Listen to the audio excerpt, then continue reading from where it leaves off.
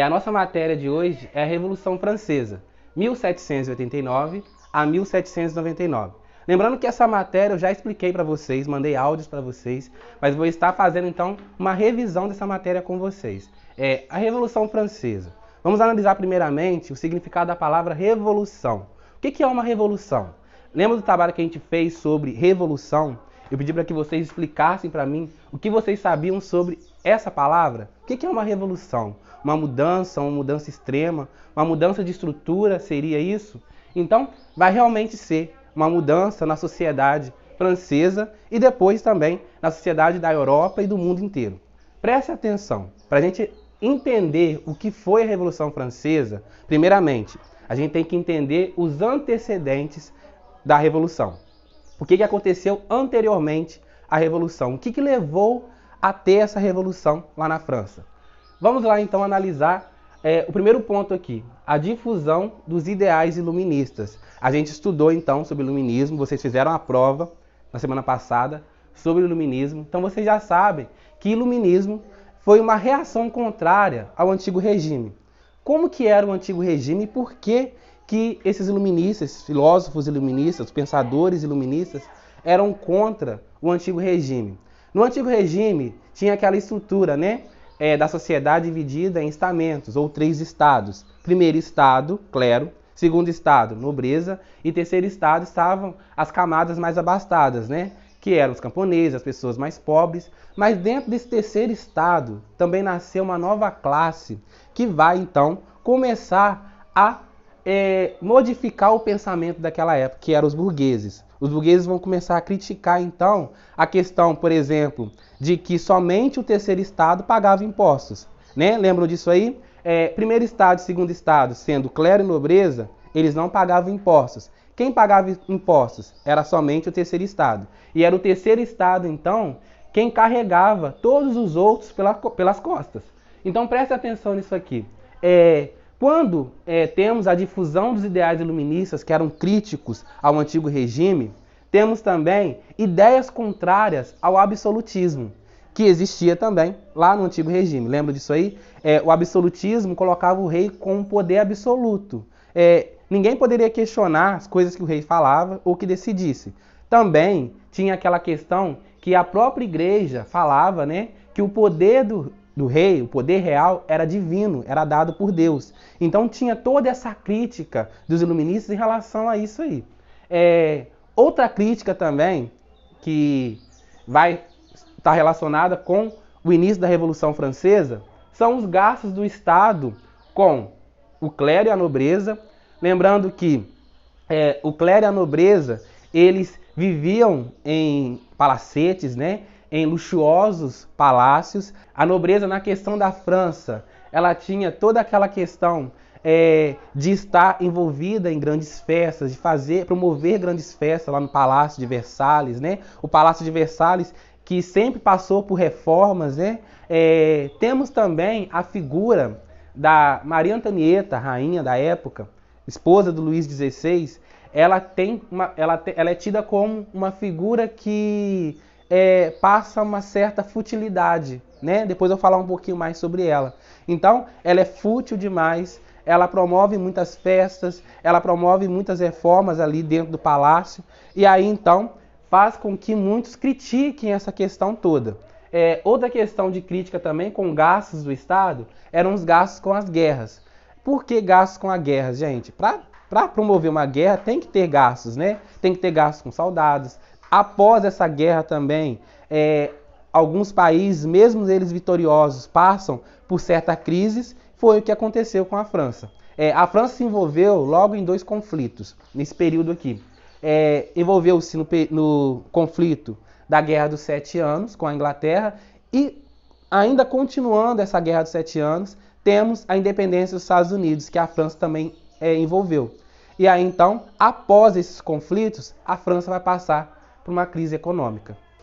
Dando continuidade à nossa explicação, eu falava com vocês sobre a questão dos gastos do Estado.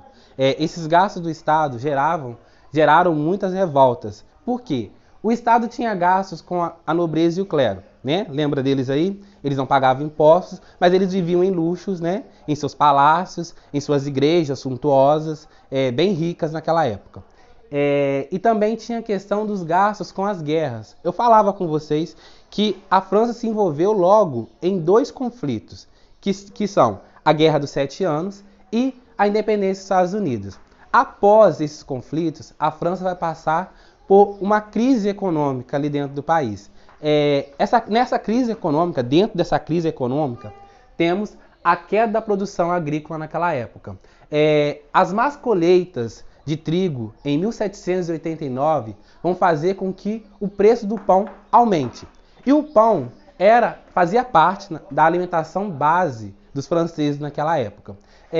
Com o aumento do pão, muitas pessoas pobres, muitos da população mais pobre, não teve como comprar, né?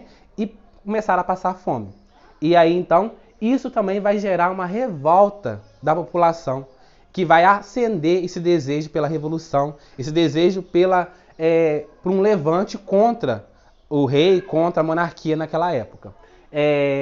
Temos também um evento que, segundo alguns historiadores, ele não aconteceu, mas há uma frase atribuída à rainha Maria Antonieta da época, onde ela, num passeio com o seu cocheiro, ela pergunta, né? Por que esse povo está tão revoltado? Aí o cocheiro responde: o povo está passando fome, não tem pão para comer. E aí ela diz: se não tem pão, que coma brioches. Segundo alguns historiadores, a rainha nunca tenha dito isso.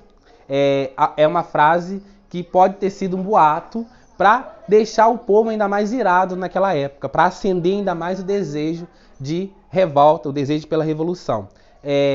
Há alguns relatos dizendo que essa frase ela se encontra num livro de um filósofo da época, um filósofo iluminista, né, que vocês estudaram, Rousseau, que ele escreveu nas Confissões de Jean-Jacques Rousseau. Ele escreveu essa frase atribuindo a uma rainha que ele não cita o nome.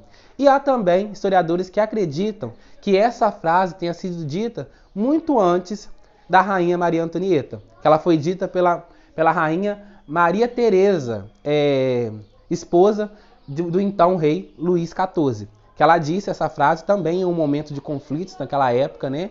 Ela disse então: se o povo não tem pão, que coma brioches.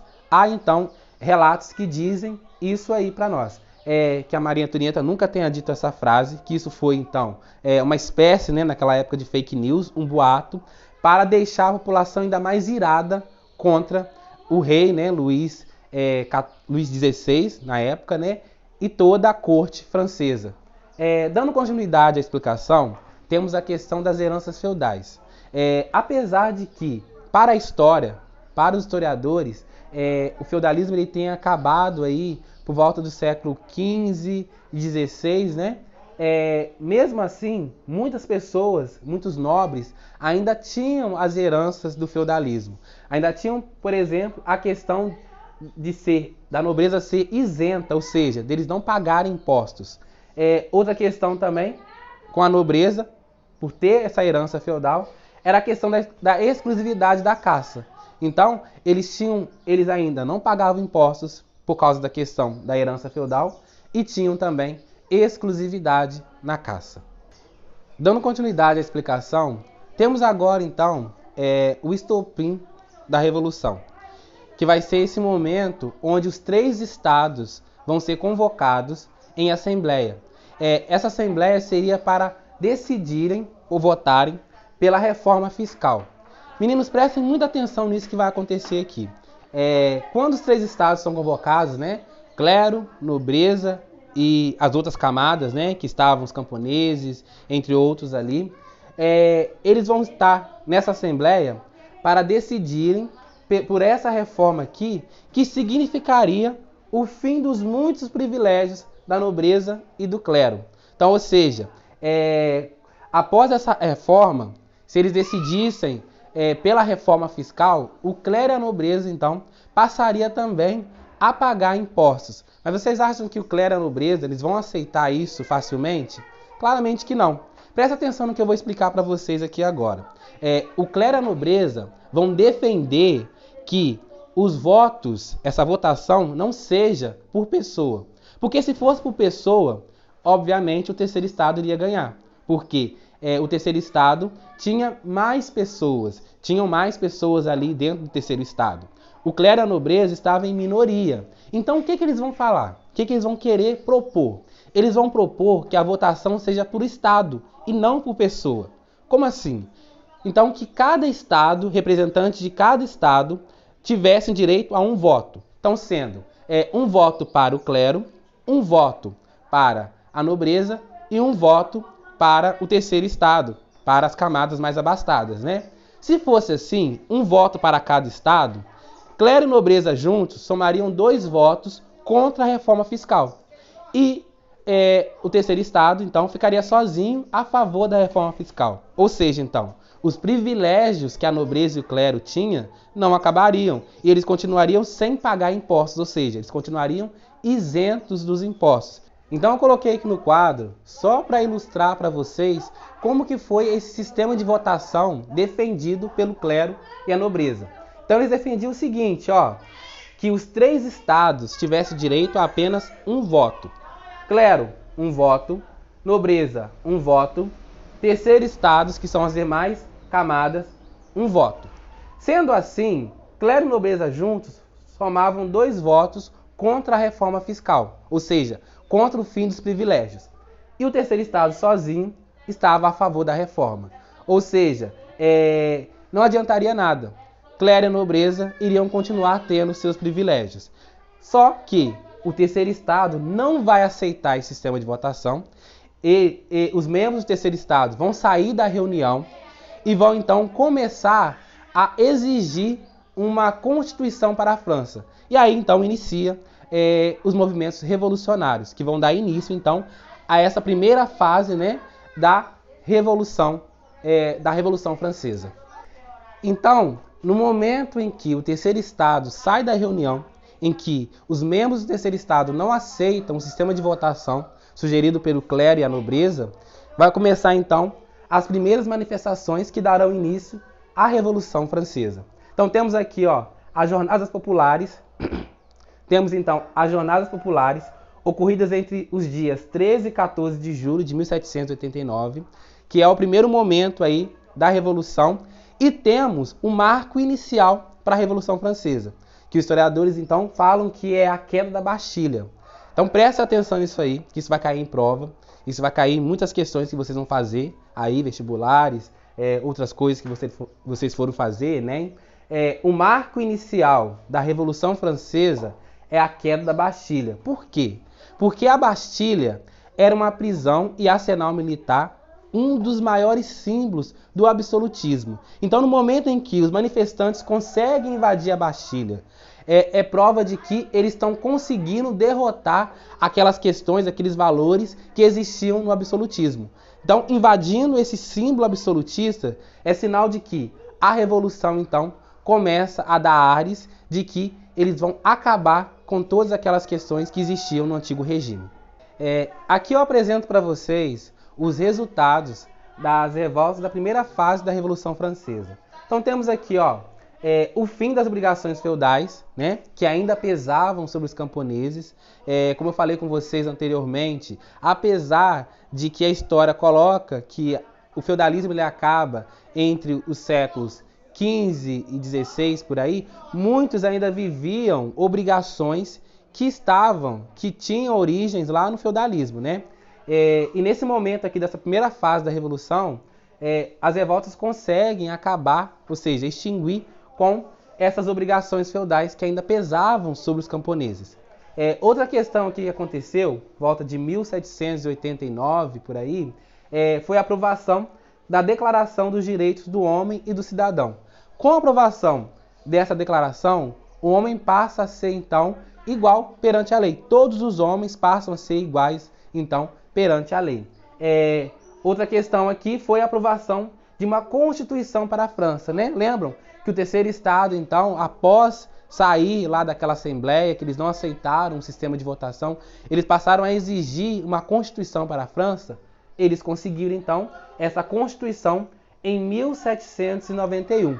E nesse momento, então, a França passa a ser uma monarquia constitucional. Então, ou seja, o rei passa a obedecer, então, uma Constituição, fora daqueles parâmetros que existiam no antigo regime sob o poder absolutista do rei. Então, resumindo tudo que eu falei, os resultados das revoltas da primeira fase da Revolução são esses.